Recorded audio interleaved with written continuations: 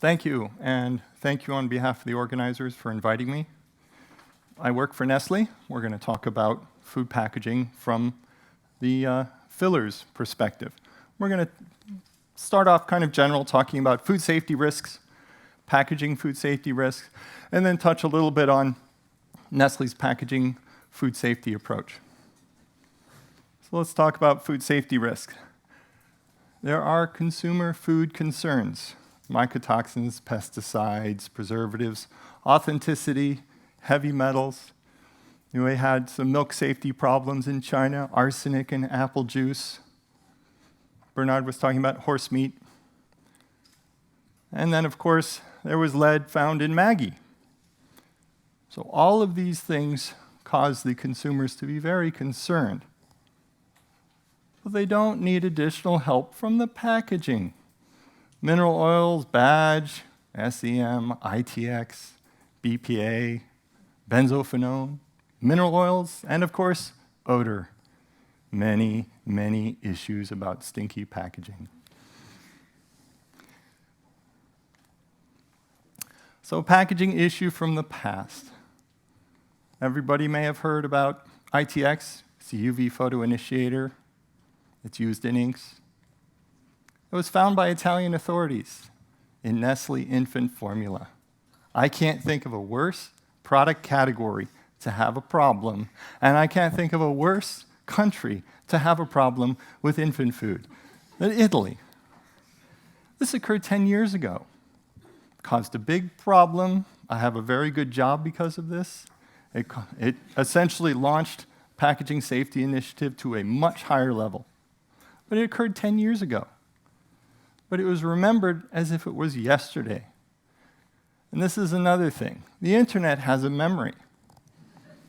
If you have a problem and it gets up on Facebook or Twitter or the source of all knowledge, Wikipedia, you look at ITX, which is a photo initiator, and here's a blow-up of the middle part. Recently, traces were found by Italian authorities in baby's milk produced by Nestlé. Recently.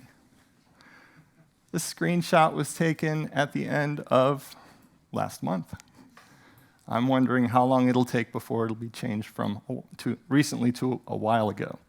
Anyway, this is one concern that food manufacturers have. It takes years to build trust and fidelity in brands and products. And if you have a problem, it takes seconds to destroy that trust. And there's some people who say, well, I won't buy any Nestlé product because they found some really bad chemicals 10 years ago. These things stick around. People lose trust in the brands. How many people are going to run out and buy a Volkswagen? So let's talk about packaging food safety risks. Materials in contact with food. So you have, during processing, conveyor belts, pipes, hoses, coated tanks, gaskets. And then you have your traditional packaging materials: polymers, metals, glass, printing inks, coatings, straws, measuring spoons, ice cream, sticks. Then, of course, you have your accessories: mugs, plates, pacifiers, toys. They make for a very complex supply chain. And Bernard talked about this. You start with your basic chemicals, and you go to your raw materials that the converters make into packaging materials, which are filled, go to retailers and the consumers. Everybody should be familiar with this process. The thing is, when there's a problem, all eyes turn to Nestlé. It was not the ink producer that made the UV photo initiator. It was not the converter that was printing it and caused an excess amount to find its way into baby milk. It was Nestlé that was poisoning the babies. That was all over the press in Italy at the time. All eyes turn to Nestlé when there's a problem. Doesn't matter if it's an upstream supplier of an adhesive, an ink, paper and board, not to pick on anybody here.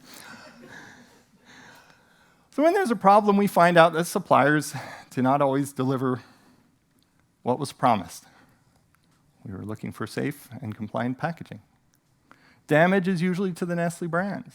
It's Nestlé that poisons the babies. It's Nestlé that kills whatever. It's Nestlé that has bad chemicals. And the consumer perception is empowered by the internet. Information, whether it's right or wrong, is at your fingertips. And of course, the information lasts a long time. You need to find out before someone else finds out for you. This, of course, is where the packaging safety and compliance program comes into play. To prevent issues, we must manage risk. So everyone is familiar with food safety, toxicology risks. We also have to manage regulatory risks. Are we compliant? Point number one, are we safe? Point number two, are we compliant? Then consumer perception is a new one because of the internet, because of the information at your fingertips, because everyone has a smartphone. That's essentially a pocket computer walking around with them. So Nestlé must go beyond regulatory requirements to address all these concerns. So let's talk about packaging food safety approach. So adherence to government regulations is absolutely mandatory. Globally, food packaging has 4 big regulatory players: US FDA, Mercosur, China, and of course, EU. So if you think trying to harmonize EU regulations so that everybody can be compliant inside, talk about exporting something to China, and you open up a huge can of worms. All right, this one was me. Okay. Regulations help level the playing field. It would be nice if we could have EU, Mercosur, China, and FDA all saying the same thing, but they're not. Well, people say, well, why don't you adhere to the strictest? Well, they're not completely overlapping. So one might be more strict in one area, the other one more strict in another area. So you can't really go with the strictest. And yeah, as I mentioned, not completely overlapping requirements. So this creates a huge challenge. Maybe we need the UN involved. So to address regulations, Nestlé has packaging COCs that are in 2 parts.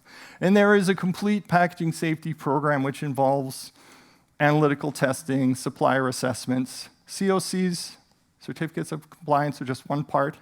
For the sake of brevity, we'll just talk about these guys. So we have COCs for regulatory.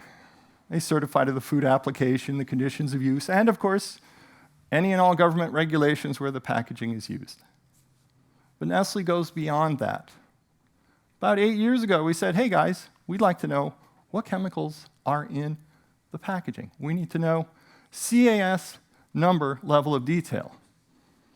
We'd like the CAS number listed as well, because sometimes we've gotten information where they hide it inside a huge IUPAC name instead of a nice short CAS number as well to verify exactly what it is. And of course, this document has been for years, this part of the certification, excuse me, this LOC is confidential. Ingredients for food products. I don't think anybody today would buy a product that has food where you don't have any ingredients listed. What's in the food? There it is. It's on the label. Been there for a long time. FDA started about 100 years ago in the US. That was when the food producers didn't even want to put anything except for a general description of what was there. And it was like pulling teeth to get them to put everything on the label. Now, we've got it as a matter of habit. Even hand soap. We've got the ingredients listed there.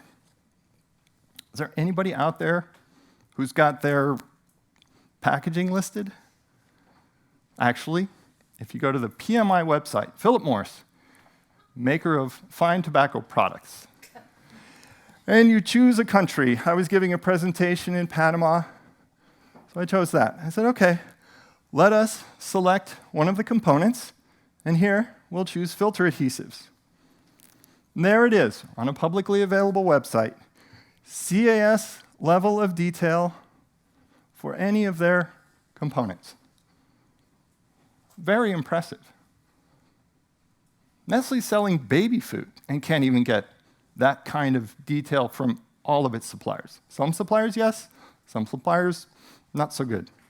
There's always room for improvement. It's in the interest of all partners in the packaging value chain to have full knowledge of the products they sell, including the raw and packaging materials they purchase. Up the chain, down the chain, it would help to share all kinds of information. In other words, full transparency. And there were a couple of discussions about quality and quality costs and full transparency so that what you get and what you think you're getting are the same thing. Think like a food company. Thank you very much.